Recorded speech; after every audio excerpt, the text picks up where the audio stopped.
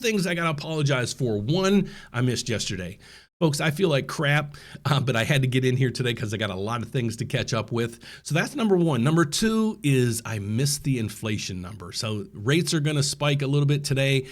Just be calm. They're going to settle eventually, but just little ticks in inflation numbers are causing huge reactions on Wall Street as well as the bond market. So let's go over that data today so I can make you guys understand what exactly is happening behind the scenes that's causing rates to do what they're doing, and why did the stock market just crash today. So that's what we're going to talk about next. So here's the top 6 products that people use when they're buying their first house. That's about all I'm going to say. These are not my more interest rates. These are not any individual bank's rates. This is a national average for somebody looking to buy their first house with a 780 credit score, looking to put down 25%. So if that's you, fantastic. That's probably what your rate's going to be.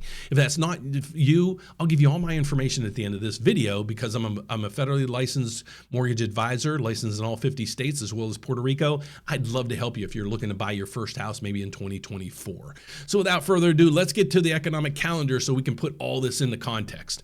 Right now, we had an inflation number come out, the consumer inflation, the CPI.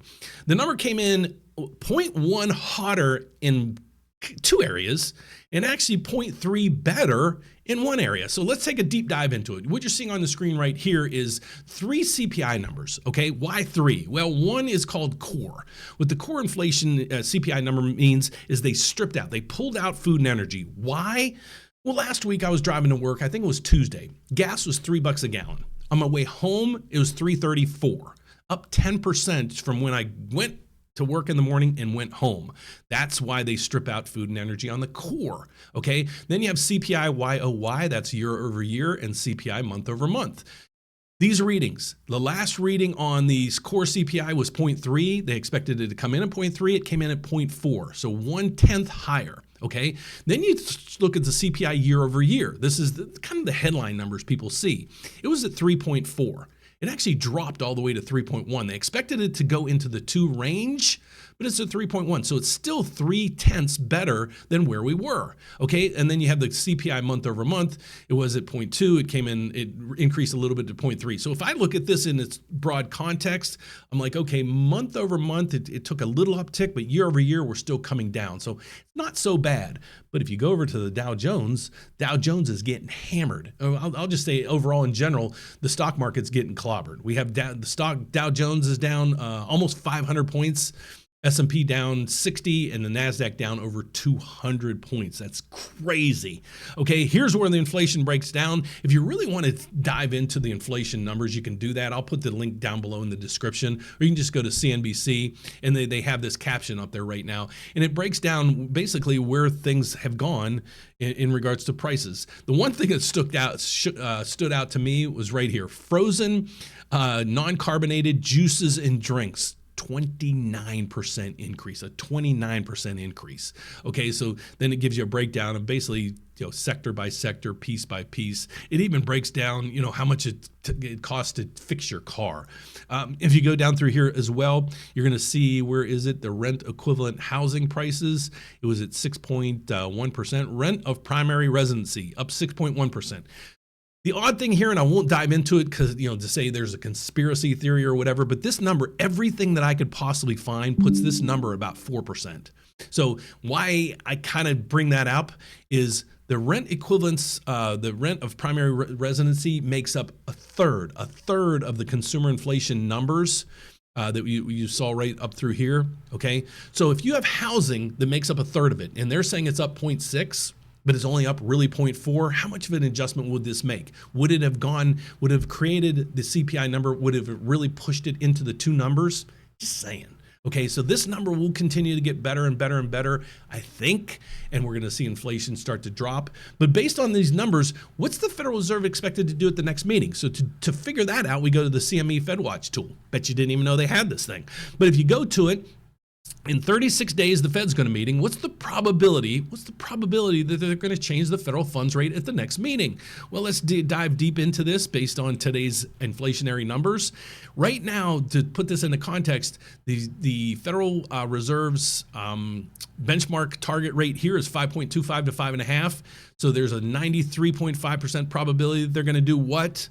they're going to do nothing because the federal funds rate is 5.25 to 5.5. So they're not going to do anything. Basically, a rate drop is off the table, and they're not going to continue to push up rates because these numbers are actually getting better than the Fed, basically in line with the Federal Reserve wants. So on this news, what in the heck's going to go on with mortgage rates? So I'm Nostradamus, and I predict mortgage rates on what they're going to do. No, I follow this market right here.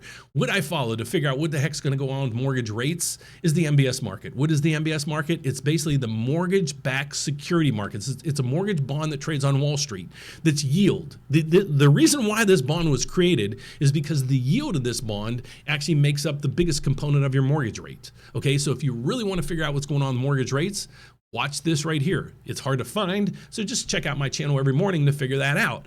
Right now we're seeing this. Here's how it works.